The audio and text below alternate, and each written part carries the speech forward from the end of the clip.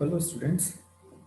Last class में हमने जो चैप्टर कर रहे थे मैग्नेटिज्म एंड मैटर, उसका हमने जो कंसेप्ट किया था वो था magnetic field strength at a point due to bar magnet.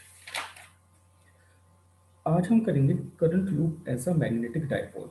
जो हम चैप्टर कर रहे थे मैग्नेटिज्म एंड मैटर, उसका ही उसे कंटिन्यू करेंगे।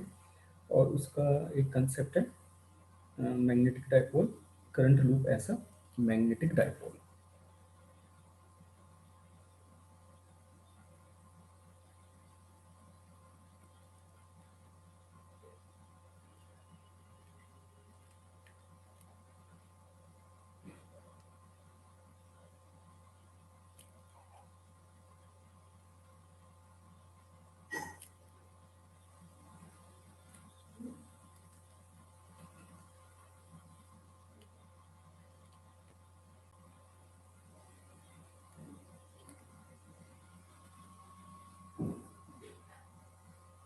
अब देखिए, हमने एक सपोज करके एक कोई प्लेन लूप है, प्लेन लूप है, it means loop of wire. और उसके अंदर करंट है, current carrying loop of wire. ठीक है, तो ये कोई एक करंट कैरिंग लूप है सपोज, और इसमें करंट इस डायरेक्शन में फ्लो कर रहा है, और ये प्लेन है लूप का, राइट। अब देखिए, जो इसका एरिया है, लूप का एरिया, इसका एरिया वेक्टर की जो डायरेक्शन होगी एन कैप, ये परपेंडिकुलर हो जाएगी प्लेन के आउटवर्ड डायरेक्शन में। ठीक।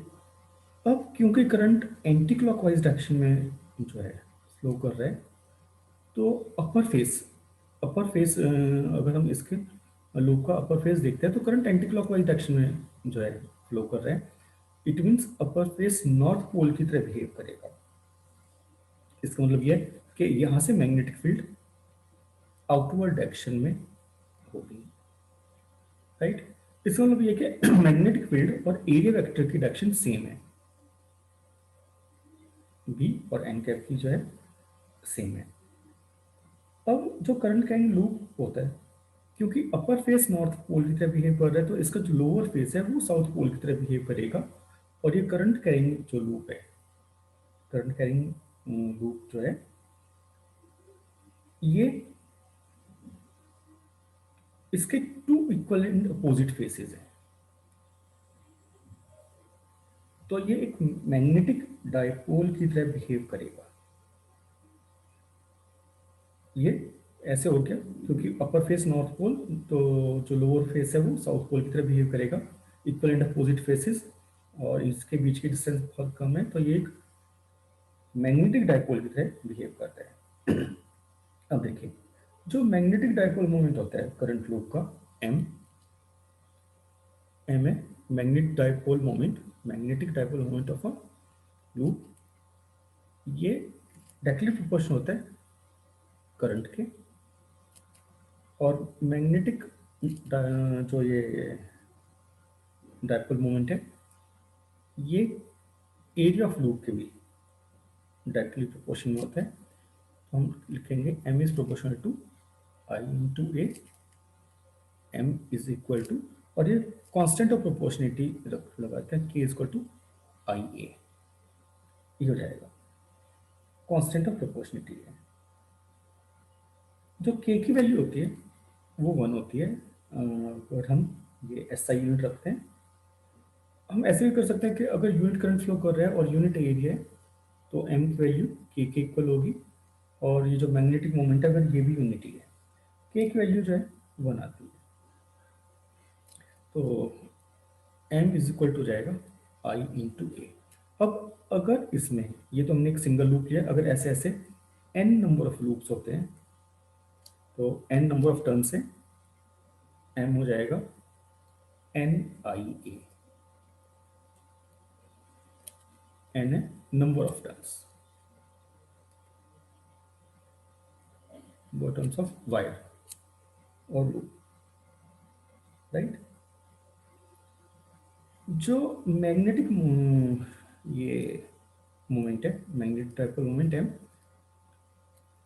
इसकी जो यूनिट हो जाएगी वो जाएगी कि कांस्टेंट है करंट एम्पियर और area metre square, ampere metre square. तो हम इसे ऐसे डिफाइन कर सकते हैं, 1 ampere metre square is the magnetic moment of one turn, N भी वन है, loop of area 1 square metre, carrying current of 1 ampere. It means कि अगर कोई करंट कैरिंग लूप में 1 एम्पियर करंट फ्लो कर रहा है और उसका एरिया 1 मीटर स्क्वायर होता है, राइट, और नंबर ऑफ टर्न्स भी 1 है, नंबर ऑफ टर्न 1 है, तो मैग्नेटिक डाइपोल मोमेंट जो है वो 1 एम्पियर मीटर स्क्वायर के इक्वल होगा। जो ये मैग्नेटिक मोमेंट होता है ये वेक्टर क्वांटिटी होती है, वेक्टर क्वांटिटी। तो इसे हम ऐसे लिखते हैं, m is equal to N I A, N I A. ये जो ए है ये एरिया वेक्टर की तरह बिहेव करते हैं, तो यहाँ पर हम इसे ऐसे भी लिख सकते हैं, एन आई ए। अब क्योंकि मैंने इसकी डायरेक्शन स्मॉल एन कैप से करी हुई है, हम जो नंबर ऑफ टर्न्स है इसे कैपिटल एन से डिनोट कर देते हैं, N I A, N cap और कैपिटल एन, इसे हम कैपिटल एन लिख लेते हैं, number of turns capital N. और ये एन कैप है एरिया, ये जो हमने एरिया को एरिया वेक्टर की तरह सपोज किया है, इसकी डायरेक्शन। तो ये है हमारा magnetic dipole moment of a current carrying loop. ये जो एन आई है, एन आई, ये N number of turns, I current, इसे हम एम्पियर टर्न्स भी बोलते हैं, एम्पियर टर्न्स भी बोल सकते हैं।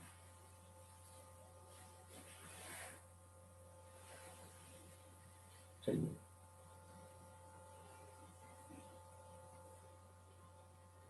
ये आपको क्लियर हो गया होगा। अब ये जो बार मैग्नेट होती है, ये हमने सोलेनॉइड का था, जो सोलेनॉइड होती है हमने वहाँ पर बात की थी कि जो ये सोलेनॉइड होती है बार मैग्नेट की तरह बिहेव करती है। तो बार मैग्नेट ऐसा इक्विवेलेंट सोलेनॉइड, अगर ये एक सोलेनॉइड है तो ये ऐसे ही बिहेव करेगी जैसे एक बार मैग्नेट करती है। ये करंट कैरिंग सोलेनॉइड है, सपोज इसमें आई करंट फ्लो कर रहे हैं, तो ये ऐसे ही बिहेव करेगी जैसे बार मैग्नेट करती है। अब सपोज ये एन, ये एस, राइट, तो बार मैग्नेट ऐसा इक्विवेलेंट सोलेनॉइड।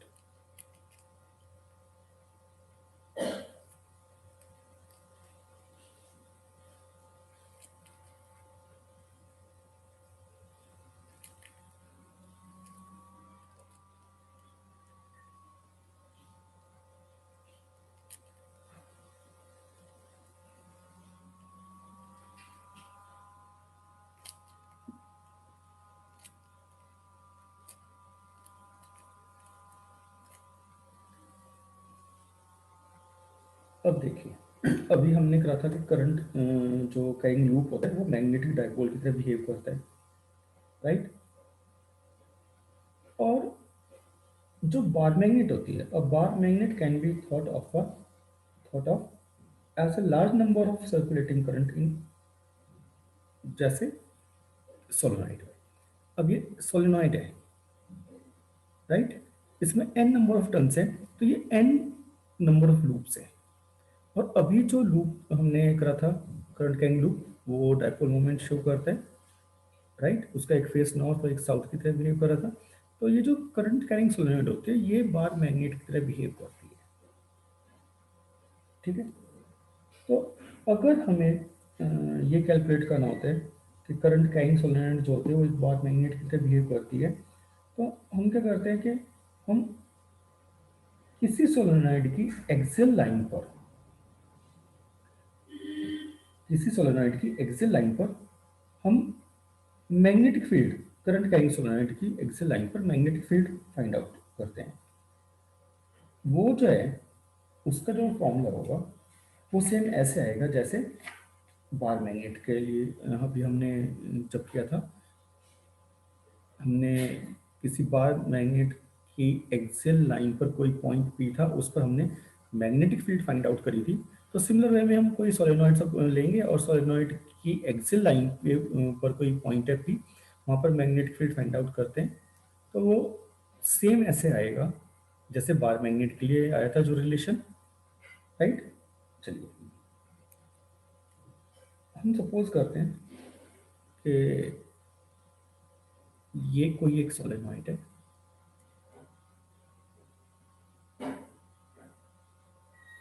सपोज ये कोई एक सोलेनॉइड है, इसकी एक्सिस है और यहाँ कोई पॉइंट पी है, राइट। और ये सोलेनॉइड का सेंटर है। अब क्योंकि इसमें करंट, ये करंट कैरिंग जैसे ये इसमें करंट फ्लो कर रहे हैं, तो सपोज इसके अंदर करंट ऐसे फ्लो कर रहा है, आई करंट फ्लो कर रहा है, राइट। तो करंट ऐसे फ्लो कर रहा है और इस सोलेनॉइड की रेडियस सपोज स्मॉल ए है और इसके सेंटर से ये कोई डिस्टेंस सपोज कर लेते हैं आर डिस्टेंस पर कोई पॉइंट पी है और सोलेनॉइड की लेंथ 2L है, तो ये वाली लेंथ भी सपोज L है और इधर भी लेंथ L है, राइट। ये L लेंथ है एक साइड। अब हम क्या करते हैं कि यहाँ पर हम एक स्मॉल लूप लेते हैं, इस सोलेनॉइड का एक स्मॉल लूप लेते हैं जो कि इसके सेंटर से x डिस्टेंस पर है और इस लूप की जो विड्थ है सपोज dx विड्थ है, ये हम यहाँ पे एक लूप सपोज कर लेते हैं। हम पहले इस लूप की वजह से पॉइंट P पर मैग्नेटिक फील्ड फाइंड आउट करेंगे और फिर उसका इंटीग्रेशन करके इस पूरी सोलेनॉइड की वजह से P पॉइंट पर मैग्नेटिक फील्ड फाइंड आउट कर देते हैं। अब देखिए हम सपोज करते हैं n है number of turns per unit length,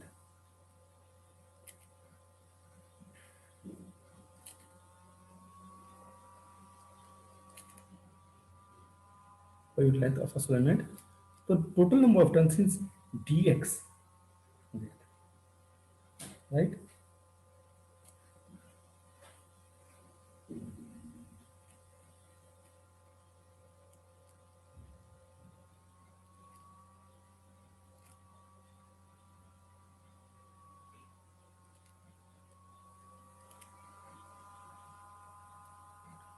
right, तो ये जो एलिमेंट है स्मॉल एलिमेंट dx, इसमें कितने टर्न्स हो जाएंगे n इंटू dx, राइट। चलिए, तो इस स्मॉल एलिमेंट की वजह से जो फील्ड प्रोड्यूस होगी वो स्मॉल फील्ड होगी dv। तो इसका जो हमने फॉर्मूला ड्राइव किया था ये था mu naught I A square number of turns n dx upon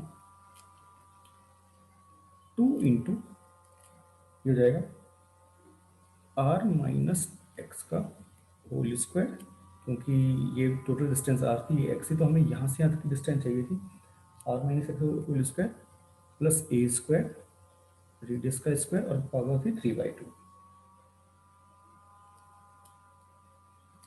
ये हम फॉर्मूला पहले जो है ड्राइव करके आ चुके हैं। अब देखिए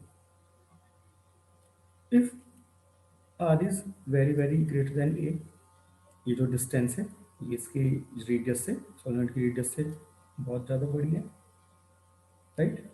and also r is very very greater than x, तो हम x को भी निगलेक्ट करेंगे और a को भी निगलेक्ट करेंगे यहाँ पर, राइट।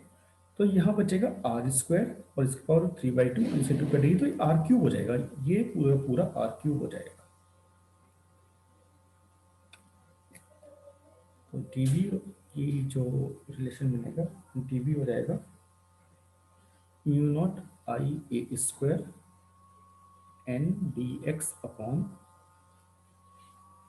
2r क्यू, ये हो जाएगा।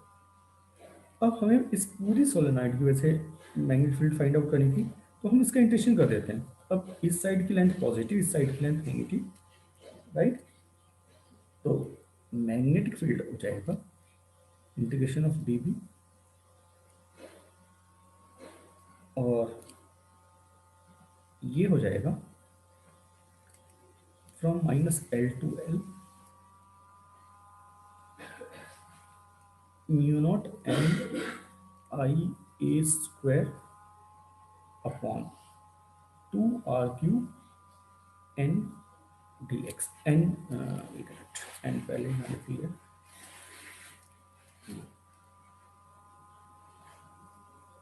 राइट। चलिए dx को छोड़ के सब कांस्टेंट है, इसे बाहर लेकर आ जाते हैं। Mu naught N I A square upon 2r cube integration -L to L और dx, और इसका हो जाएगा x आ जाएगा यहाँ पर, इसे हम लिख सकते हैं mu naught N I A square upon 2r cube x from -L to L, upper limit lower limit, और ये हो जाएगा mu naught N I A square upon 2r cube, एक बार अपर लिमिट रखेंगे माइनस लोअर लिमिट, तो 2L आएगा, 2L, right.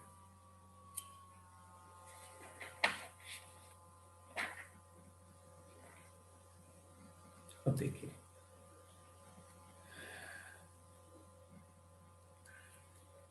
Magnet field B हो जाएगा, जो मैग्नेटिक मोमेंट होता है उसका फॉर्मूला हमने कहा था NIA। तो N है number of turns, I current in one, और ये एरिया। अब अगर मैं यहाँ पर इसे देखता हूँ, ये हो जाएगा म्यू नॉट, हम क्या करते हैं इससे, ये N पाई ए स्क्वायर,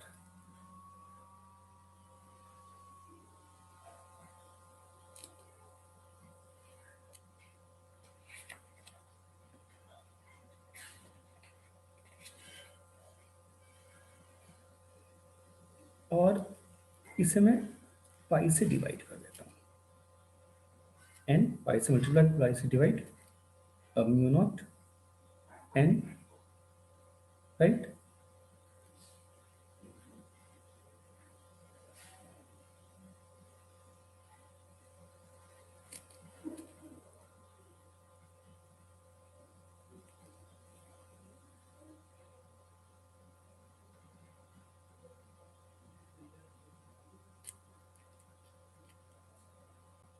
अब देखिए ये था total number of turns, I current into A area, right. चलिए, तो मैग्नेटिक मोमेंट का जो फॉर्मूला हो जाएगा, ये टोटल नंबर ऑफ टर्न्स है। यहाँ पर जो है हमने पाई से मल्टीप्लाई, पाई से डिवाइड, और यहाँ पे 2L ये था, और ये 2 नीचे था, तो मैं क्या करता हूँ, मैं एक 2 से मल्टीप्लाई और 2 2 2 4 हो जाएगा, तो mu naught upon 4 pi upon r Q, right. अब चलिए मैग्नेटिक मोमेंट हम इसका कैलकुलेट करते हैं। तो मैग्नेटिक मोमेंट जो है इस केस में हो जाएगा, टोटल नंबर ऑफ टर्न्स हो जाएंगे n इंटू 2L। देखिए ये n था number of turns per unit length, और टोटल लेंथ है 2L, तो ये हो जाएगा total number of turns into area, area हो जाएगा पाई A square into current I, यहाँ पर करंट आई था। इसका मतलब ये हुआ कि n into 2L into pi A square into I, ये पूरा का पूरा जो है, मैं ये जो 2 है इसे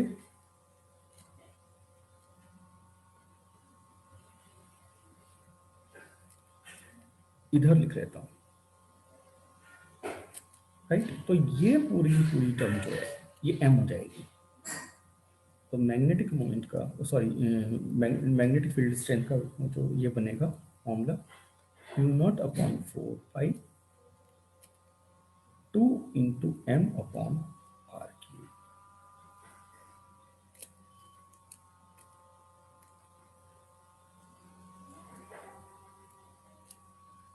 ये हो जाएगा।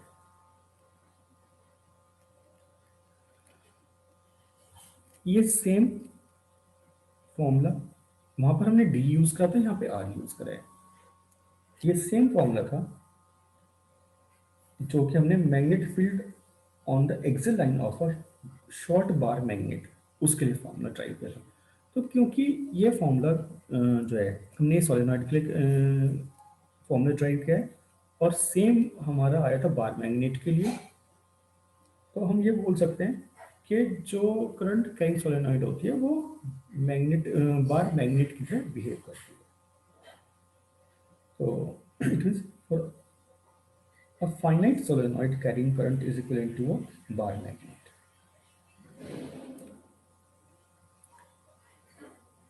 ये आपको क्लियर हुआ होगा।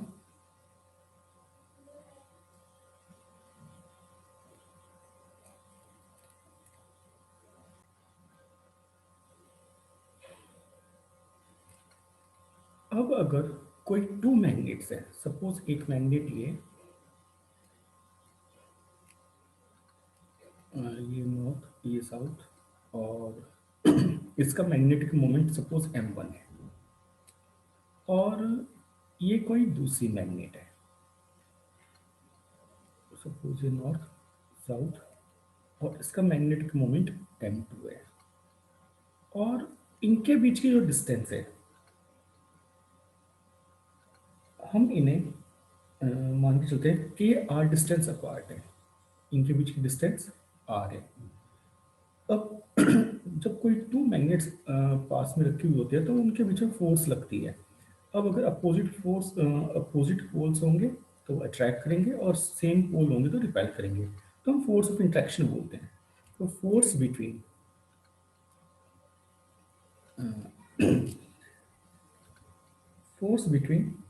two small magnets of magnetic moments m1 m2 kept at distance r apart, तो इनके बीच में फोर्स लगेगी, उसका जो रिलेशन होगा formula mu naught upon 4 pi.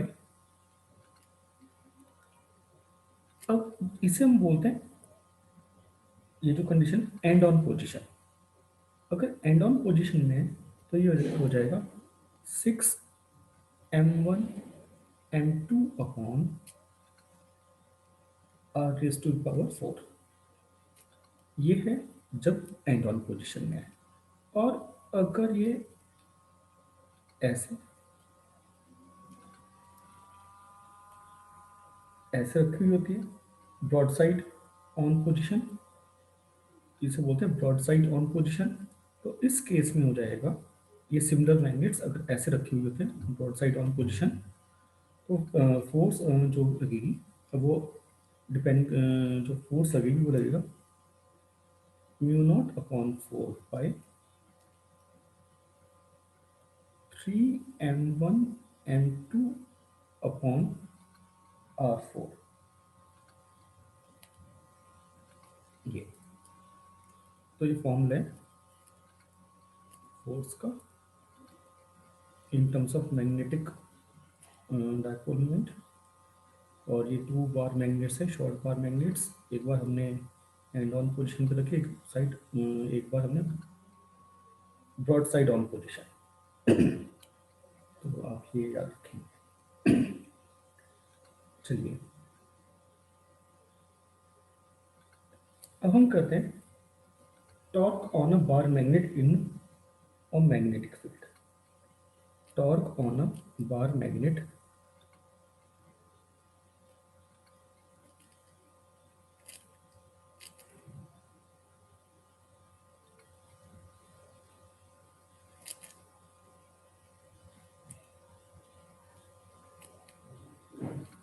In a magnetic field.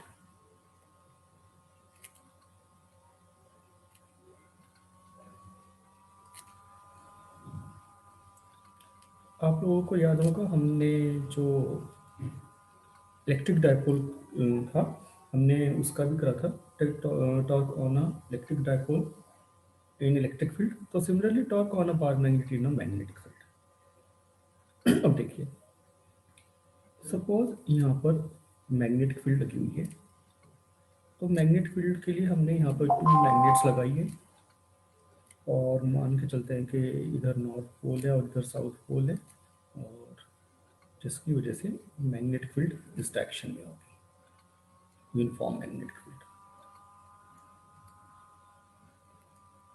ये कोई यूनिफॉर्म मैग्नेटिक फील्ड लगी हुई है, राइट।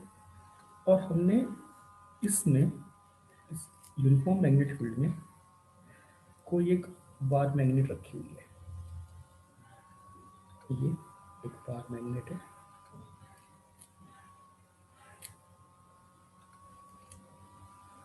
और इधर साउथ पोल है, इधर नॉर्थ पोल है, राइट। तो ये नॉर्थ पोल है, साउथ पोल है, तो ये इसे अपनी साइड अट्रैक्ट करेगा। तो यहाँ पर फोर्स ऑफ अट्रैक्शन इस साइड लगेगी, जो फोर्स लगेगी इधर लगेगी, और इस पे नॉर्थ साउथ की तरफ अट्रैक्ट होगा इधर। तो यहाँ पर फोर्स एफ लग रही है, तो इधर फोर्स एफ लग रही है। और हम मान के चलते हैं कि जो बार मैग्नेट है, ये जो बार मैग्नेट है, इसकी डिस्टेंस जो है, इसकी जो लेंथ है वो ट्वाइस एल है।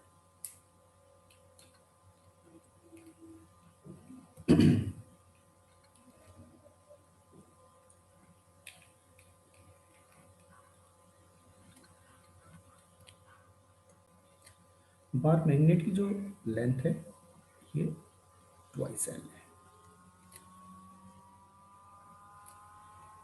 ये जो बार मैग्नेट है, ये मैग्नेटिक फील्ड से सपोज थीटा एंगल पर है, तो ये एंगल भी थीटा होगा।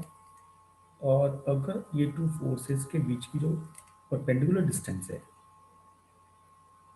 ये हम सपोज कर लेते हैं ये पॉइंट ए है, तो 2 फोर्सेस के बीच परपेंडिकुलर डिस्टेंस हो जाएगी एन ए। ये हमने नॉर्थ पोल लिया ना, तो ये डिस्टेंस एन ए हो जाएगी। चलिए अब देखिए, यहाँ पे जो फोर्स एक्ट कर रही है, जो फोर्स है, हो जाएगा एम इंटू बी। ये एम है पोल स्ट्रेंथ, एम है pole strength, B magnetic field, external magnetic field, right. तो देखिए, जो टॉर्क होता है, टॉर्क का हमारा फॉर्मूला होता है, टॉर्क होता है moment of couple, force into perpendicular distance.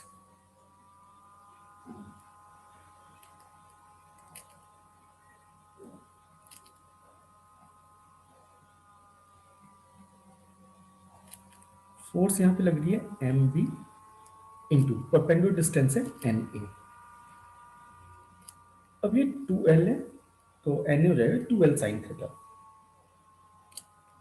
तो एन ए जो डिस्टेंस है वो हो जाएगी 2L साइन थीटा।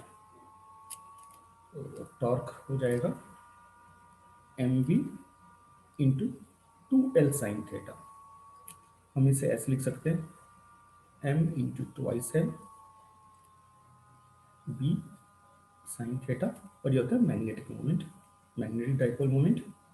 तो capital M B sine theta, और ये टॉर्क का रिलेशन आ जाएगा।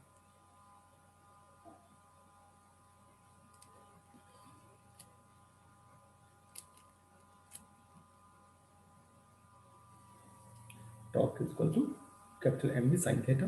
टॉर्क वेक्टर क्वांटिटी होती है, तो इसे हम ऐसे भी लिख सकते हैं, torque is equal to M cross B.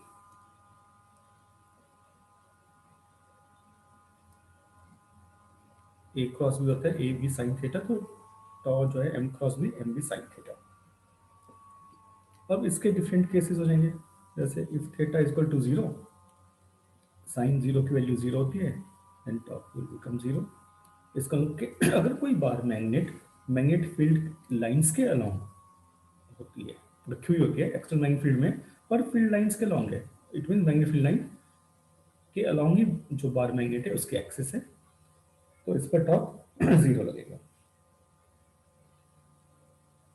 Right. और अगर थीटा 90 डिग्री परपेंडिकुलर रख देते हैं, theta is equal to 90 degree, sine 90 की वैल्यू 1 होती है, तो टॉर्क मैक्सिमम रहेगा, ये हो जाएगा एम बी, मैक्सिमम टॉर्क लगेगा।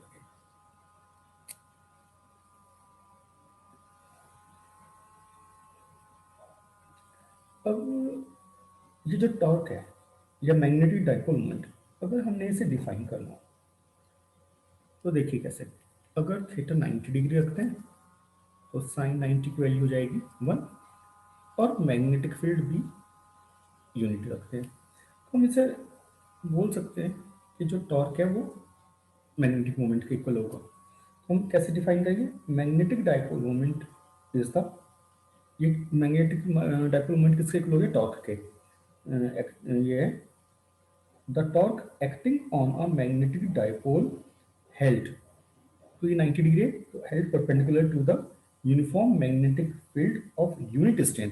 इट मीन्स अगर यूनिट स्ट्रेंथ की मैग्नेटिक फील्ड में हम किसी मैग्नेटिक मैग्नेट को, मैग्नेटिक डाइपोल को फील्ड के परपेंडिकुलर हम रखते हैं और मैग्नेटिक फील्ड स्ट्रेंथ यूनिटी है, राइट, तो उस पर जो टॉर्क लगेगा वो मैग्नेटिक डाइपोल मोमेंट के इक्वल होगा।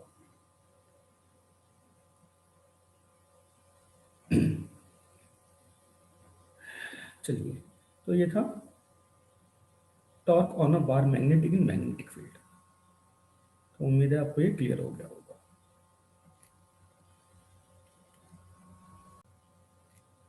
स्टूडेंट्स, काफ़ी टाइम क्या होता है कि जो मैं वीडियो रिकॉर्ड करता हूँ इसमें थोड़ा मेरी जो वॉइस है वो थोड़ी कम आ रही होती है, वॉल्यूम कम होता है, तो आप कोशिश कीजिए कि इसे आप लैपटॉप पर और हेडफोन्स या ईयर प्लग्स लगाकर देखें, आपको जो है आवाज़ क्लियर आएगी। चलिए, अब हम लोग करते हैं इससे नेक्स्ट कंसेप्ट। ये कंसेप्ट है determination of magnitude of magnetic field using a compass needle. हम कंपास नीडल की हेल्प से एक्सटर्नल मैग्नेट फील्ड में, या हम कह सकते हैं हमने एक्सटर्नल मैग्नेट फील्ड में एक कंपास नीडल रखी है और उसकी हेल्प से हम मैग्नेटिक फील्ड की strength, magnitude of magnetic field find out करते हैं।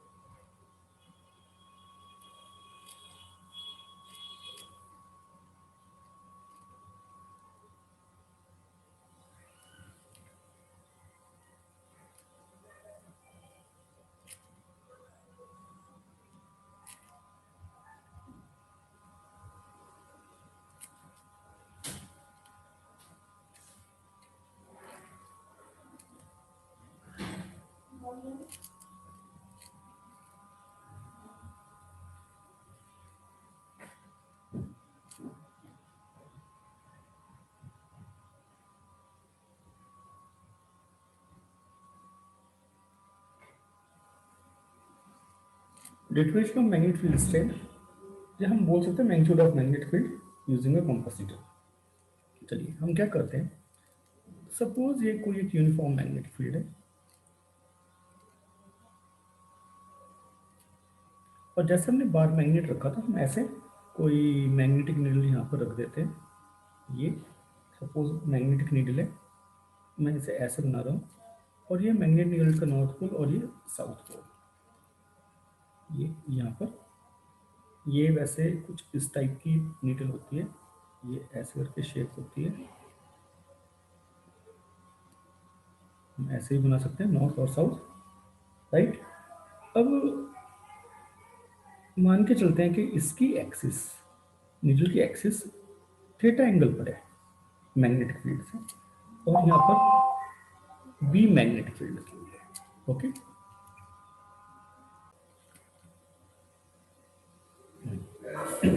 अब देखिए, हम ये एक क्योंकि मैग्नेट इंडल जो है ये मैग्नेटिक है, जैसे बार मैग्नेट को अगर हम मैग्नेटिक फील्ड में रखते हैं तो उस पर टॉर्क लगता है, तो ऐसे ही मैग्नेटिक नीडल पर भी टॉर्क लगेगा और टॉर्क हो जाएगा M B sine theta. Torque होगा M B sine theta, right. अब वैसे जो टॉर्क का फॉर्मूला होता है वो होता है आई अल्फा।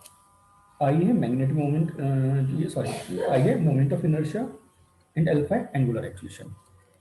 तो आई यहाँ पर हो जाएगी मोमेंट ऑफ इनर्शिया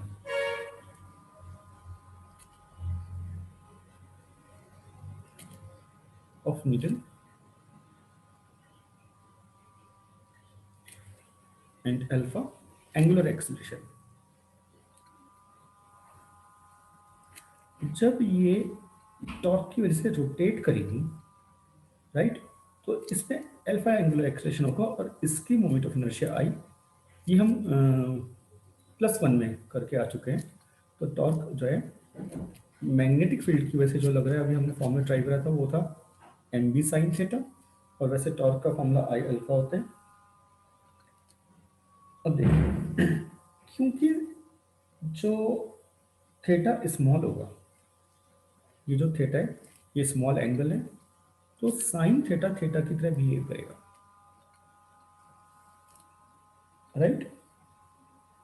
और क्योंकि इस पे जब टॉर्क लगेगा फील्ड पे से तो रेस्टिंग टॉर्क प्रोड्यूस हो जाएगा, तो हम यहाँ पे उसे नेगेटिव साइन के साथ लेंगे। तो हम इसे लिखेंगे tau is equal to minus M B theta. Negative sign जो होता है वो रेस्टिंग टॉर्क के लिए है, राइट। तो ये जो है आई अल्फा के इक्वल जाएगा, तो हम लिख सकते हैं minus M B theta is equal to I alpha.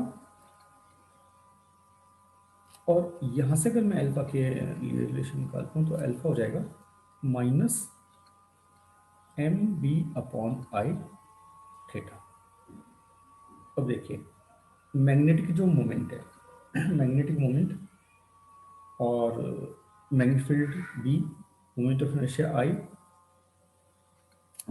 यहाँ पर जैसे मैग्नेटिक फील्ड ये जो एम होते हैं मैग्नेटिक मोमेंट होता है एम इंटू ट्वाइस है, राइट। इसकी लेंथ जो है वो फाइनाइट लेंथ है, चेंज नहीं होगी। पोल स्ट्रेंथ फील्ड जो है वो फिक्स है, मोमेंट ऑफ इनर्शिया। तो हम बोल सकते हैं कि जो अल्फा है, alpha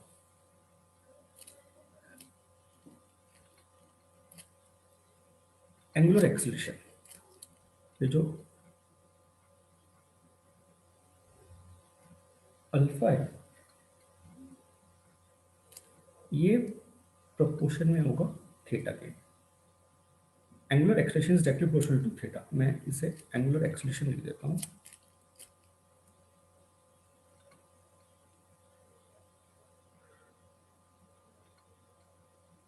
is directly proportional to theta. अब देखिए ये जो कंपस नीडल है ये एस एच एम में आ जाएगी, मतलब ये सिंपल हार्मोनिक मोशन या ऑक्सीलेट करना शुरू कर देगी। और क्योंकि ये ऑक्सीलेट करेगी तो इसका जो टाइम पीरियड है टी, ये इसका फॉर्म होता है 2 pi under root theta upon alpha. Theta upon alpha की वैल्यू अगर हम यहाँ से निकालते हैं, थीटा अपॉन अल्फा ये हो जाएगा आई अपॉन एम बी, राइट। तो जो इसका टाइम पीरियड हो जाएगा ऑक्सीलेशन का ही हो जाएगा 2 pi under root I upon M B time period. हमें बी की वैल्यू कैलकुलेट करनी थी। अब अगर मैं स्क्वायरिंग करता हूँ बोथ साइड तो टी स्क्वायर हो जाएगा 4 pi square I upon M B. तो बी आ जाएगा 4 pi square I upon M into T square. और इस टाइप से हम बी की वैल्यू फाइंड आउट कर सकते हैं। ये हमारा रिलेशन है। ये हो जाएगा 4 पाई स्क्वायर I/m t²। अब अगर हमें आई एम और टी की वैल्यू पता है तो हम बी कैलकुलेट कर सकते हैं। तो ये था determination of magnitude of magnetic field using a compass needle. Determination of magnetic field strength by using compass needle, B की वैल्यू हम फाइंड आउट कर सकते हैं। तो हमने आज जो यहाँ पर अभी किया है, ये हमने किया था,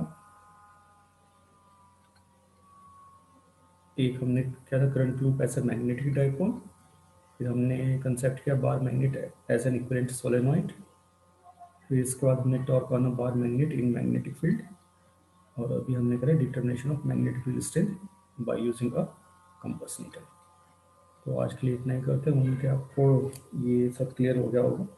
आपके पास जो भी रेफरेंस बुक है या एनसीईआरटी है, आप उससे ये देखने के बाद, समझने के बाद आप उसे अगर रीड करते हैं तो आपको और ज़्यादा क्लियर हो जाएगा।